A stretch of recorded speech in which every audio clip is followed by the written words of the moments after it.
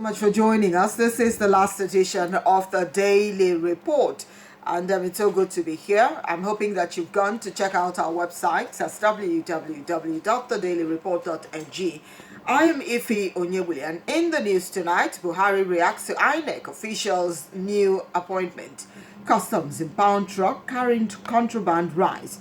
Labour set to shut down Nigeria on the issue of minimum wage. ASU agrees to participate in 2019 elections. Now the details. President Muhammadu Buhari has lambasted the opposition over the reaction to the appointment of Mrs. Amina Zakari by INEC as its head of Collation Center for the 2019 election. His reaction was contained in a statement by his spokesman, Garba Shehu. He said the People's Democratic Party has continued their baseless accusation regarding Zakari, accusing her of partiality and casting doubts about her integrity as an electoral commissioner. The Minister of Information and Culture, Lai Mohammed, has called on the Nigeria Police Force to rid Kwara State of criminals. The minister charged the police to redouble its efforts towards ridding Kwara State of criminals and miscreants. He made the call at the commissioning of an ultra-modern mobile police barrack built by the Ofa community in Kwara State. Mohammed said recent events at shutdown have shown that hoodlums and miscreants are still very much active in the state. The Nigeria Customs Service has confiscated a truck of the Dangote Group of companies conveying 150 bags of illegally imported rice. The Adamawa Taraba Zonal Commander of the NCS, which made the seizure, has moved the truck with the Jigawa State registration number with the 50 kilograms bags of rice into its NCS headquarters in Yola. The zonal controller of the NCS, Kamaruddin Olumo, who addressed newsmen on the seizure and other activities of the zone last year, said when his men intercepted the truck, its driver fled but assured that his men would get him. And talking about organized labor, Labour says it has started mobilization of members ahead of the January 8th strike over payment of the agreed 30,000 naira minimum wage.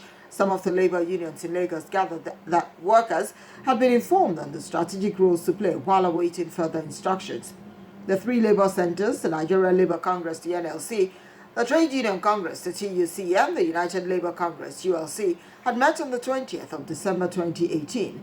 The organized labor gave the federal government honor before the 31st of December to submit the tripartite committee report on the 30,000 naira minimum wage to the National Assembly or face a strike. Meanwhile, the Academic Staff Union of Universities has agreed to participate in the 2019 general election. The Independent National Electoral Commission has actually announced, and it made the announcement via the Commission's verified Twitter handle at INEC Nigeria. Earlier, the Commission had said that its chairman would meet with the leadership of ASU in Abuja. The purpose of the meeting, Professor Mahmoud Yakubu revealed in a statement on the INEC website, is to discuss the ongoing strike by the union, but only in relation to the preparations for the general election. In foreign news, the White House is saying the president isn't going to back off as he meets congressional leaders for talks on the partial government shutdown. President Donald Trump is refusing to sign any budget without funding for a U.S.-Mexico border wall, which Democrats are adamantly against. The House of Representatives passed a bill to reopen the government, but the Senate has rejected it. Around 800,000 federal workers have been without pay since December the 22nd. In business, three former Credit Suisse bankers have been arrested over their alleged role in a $2 billion fraud scheme connected to firms in Mozambique. The men have been released on bail in London while the U.S. seeks their extradition. The scheme allegedly involved loans to state-owned companies in Mozambique. Two others, including the country's former finance minister, have also been arrested.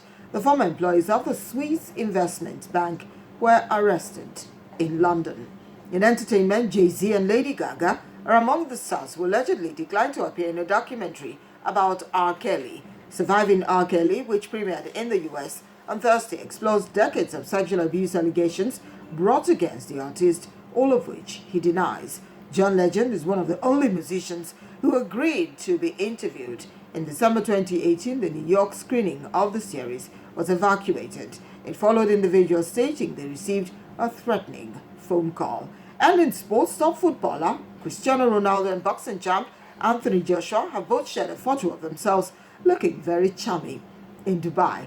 The duo shared the photo on their respective Twitter handles, while Anthony Joshua captioned the photo with their acronyms followed by a goat emoji in reference to their greatest of all time status.